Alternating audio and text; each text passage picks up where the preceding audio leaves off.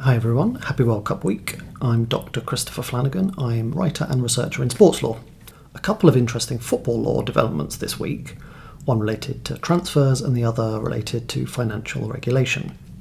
On financial regulation, the big story is that Burnley have been successful in their compensation claim against Everton following Everton's prior breaches of the Premier League's profit and sustainability rules.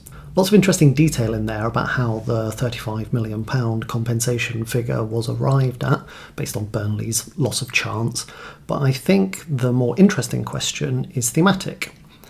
There is a broad expectation that this could result in similar follow-on compensation claims elsewhere, and clearly the rules do accommodate that.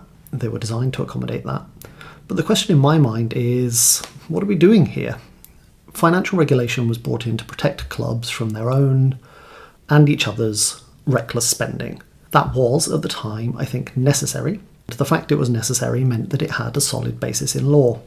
But now we're moving into an independent football regulator world, and the IFR has a statutory purpose around the financial sustainability of clubs and the game more broadly.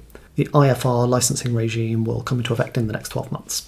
To the extent that leagues do that too, there is an element of overlap and redundancy, and that undermines the lawfulness of those rules to the extent they are designed to protect financial sustainability.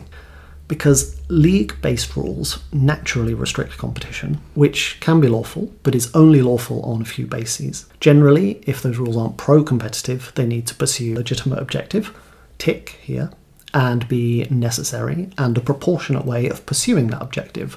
Where you have a statutory body pursuing the same objective, how can the league rules be necessary? I have some thoughts on that, but it does change the dynamic.